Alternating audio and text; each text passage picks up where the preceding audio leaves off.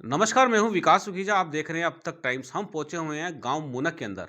आपको बता दें जल्द ही सरपंची के चुनाव होने वाले हैं और जो ये सरपंच के चुनाव होने वाले हैं, गाँव मूनक के पूर्व सरपंच रहे हैं डॉक्टर मनजीत सिंह डाबर। यहाँ 2 प्लान डॉक्टर मनजीत सिंह सरपंच रहे हैं। इस बार के चुनाव में इनके छोटे भाई राजकुमार डावर ने दावेदारी ठोक दी है और अपना जनसंपर्क अभियान तेज कर दिया है। आज हम बात करेंगे राजकुमार डावर जी से, उनसे जानना चाहेंगे कि उनके मुद्दे क्या हैं, किन मुद्दों पे वो चुनाव लड़ेंगे। सबसे पहले राजकुमार जी, आपका हमारे चैनल्स पे स्वागत है। बहुत-बहुत स्वागत है जी आपका। और मैं सबसे पहले प्रदेशवासियों को और मेरे गाँव वासियों को नव वर्ष की हार्दिक शुभकामनाएँ देना चाहता हूँ और श्री भगवान जी से प्रार्थना करता हूँ कि आने वाला वर्ष उनके लिए मंगलमय हो। जी। राजकुमार जी, आपने इस बार चुनाव में सरपंच के चुनाव के अंदर दावेदारी ठोकी है और आपका परिवार ऑलरेडी पहले से ही समाज सेवा में रहा है। आपके बड़े भाई खुद उन्होंने यहाँ पर 2 बार सरपंची की है। जी, जी। तो आपके मन में ये ख़्याल कैसे आया कि आपने यही जो परंपरा आपके परिवार की चल रही थी, उसको पूर्ण करना है?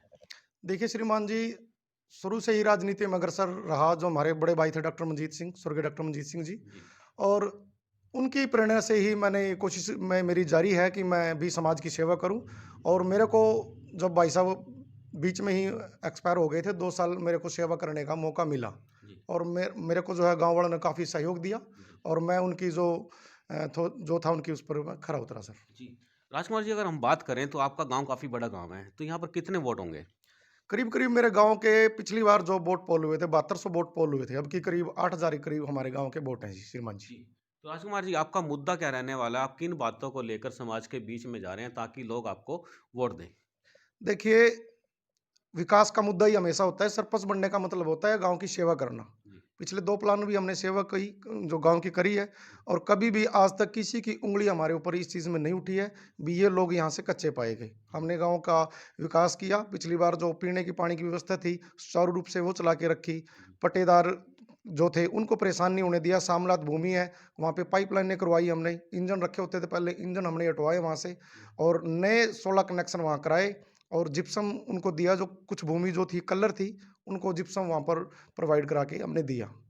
और चौराहे पर लाइटें लगाई। अब की जो हमारा विकास का मुद्दा रहेगा, जो गाँव के मेन चौराहे हैं और ये जो फिरनी है, इसके चारों तरफ स्ट्रीट लाइटें लगवाना जी, और मेन चौराहे पर सीसीटीवी कैमरे लगवाना। जैसे लड़कियों का स्कूल है, यहाँ पर विशेषकर सीसीटीवी कैमरे लगवाए जाएँगे, ताकि कोई शरारती तत्व जो है, कोई अप्रिय घटना को वहाँ पर अंजाम ना दे पाएँ। यदि हम बात करें भी आपने जिस तरह से भी गाँव के विकास की आप बात कर रहे हैं कि फिरनी के चारों तरफ स्ट्रीट लाइटें लगाएँगे, सीसीटीवी कैमरे लगाएँगे, आपकी प्लानिंग और क्या-क्या है जिससे गाँव के लोगों को फ़ायदा हो?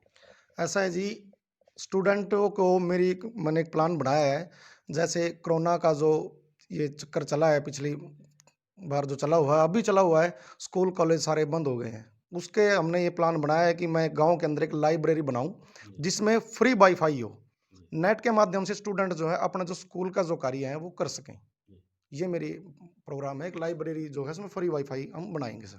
जी, तो राजकुमार जी, इसके अलावा अगर हम बात करें, तो जैसे गाँव के लोगों के और बड़े काम होते हैं, जैसे राशन कार्ड बनवाना है, वोट बनवाना है, पहचान पत्र बनवाना है, पेंशन से रिलेटेड काम है, तो ये बहुत सारे काम होते हैं, होते छोटे-छोटे हाँ हैं। जी, हाँ जी। इसके लिए आपकी क्या रणनीति है?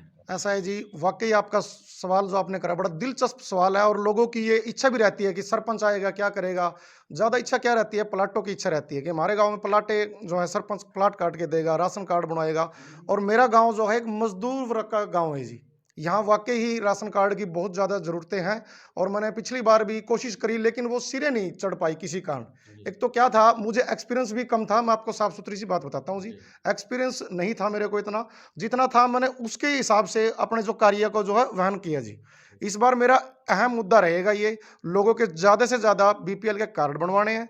और लोग जो मैंने देखा है, राशन के लिए भी लोग बहुत परेशान हैं। गरीब तबका मेरे गाँव में ज़्यादा है, राशन के लिए परेशान है। मैं ज़्यादा से ज़्यादा बीपीएल कार्ड बनवाऊँगा।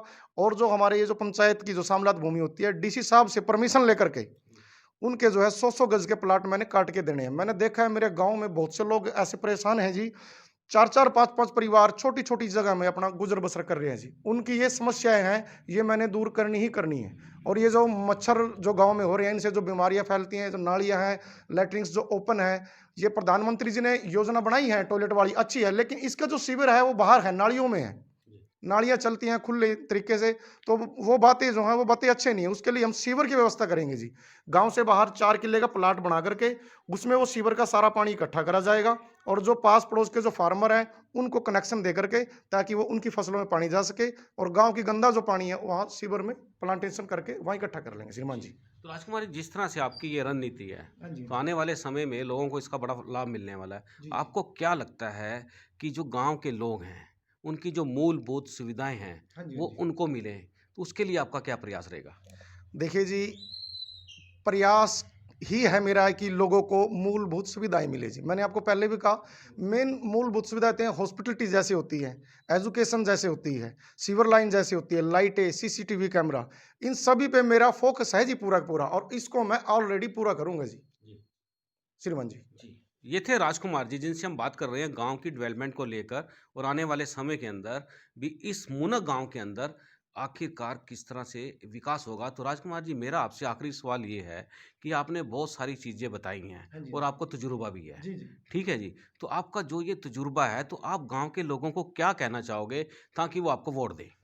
ऐसा है जी, मुझे तो गाँव के लोगों का आशीर्वाद चाहिए, और पहले भी लोगों ने मेरे को आज़मा के देखा है, मैंने लोगों के काम किए हैं, कभी मैंने पार्टीबाज़ी गाँव के अंदर नहीं करी। और एक मैं आपके माध्यम से, एक मैं मेरे मन में थी ये बात, मैं कहना चाहता हूँ, पीछे किसी प्रत्याशी का इंटरव्यू हुआ था, उन्होंने कहा था कि मैं जितने भी फैसले हैं यहीं करने हैं, मैंने फैसले चौंके में नहीं जाने देने, मैंने फैसले। मैं उसी प्रत्याशी से ये सवाल पूछना चाहता हूँ कि जो ये बातें को जो दावा ठोकते हैं कि मैं गाँव के जो झगड़े हैं चौकी में, थाने में नहीं जाने दूँगा, आप जाकर के उस प्रत्याशी से ये बात पूछना कि जो पिछले समय में जो आपने लोगों पर एससी एसटी के ये पर्चे दर्ज करवाए उन्होंने, और खुद जाकर एसपी के वहां फैसले करते हैं और लोगों को ये संदेश देते हैं कि हमने चौकी थानों में लोगों को नहीं भेजना, यहाँ पे फैसले कराएंगे। ऐसे झूठे संदेश ना फैलाएं, लोगों को मिट्टी गोली देना छोड़ें। वोट लोग दिल से देंगे, ना कि मिट्टी गोलियां देने से। चुप्पा नहीं देना लोगों को। लोगों ने हमें पहले भी आजमाया है, लोग हमें आगे भी आजमा सकते हैं। हमारा तो एक ही नारा है जी, विकास विकास और विकास। हमने तो गांव का विकास करना है, जी। पहले भी क्या है, आगे भी करेंगे श्रीमान जी। जी। ये थे राजकुमार, जिनका सीधा-सीधा कहना है कि चूपा देने वालों से सावधान रहें गाँव के लोग और उस व्यक्ति को वोट दें जो उनके हित में काम करेगा। ये थे राजकुमार डाबरा, जिनसे हमने मूनक जो सरपंच के चुनाव आने वाले हैं, सरपंच के दावेदारी हैं इनकी, वो इनसे बात की है। आप देख रहे हैं अब तक टाइम्स। हम चाहेंगे इस खबर को अधिक से अधिक लाइक, शेयर, सब्सक्राइब करें। नमस्कार, जय हिंद, जय भारत।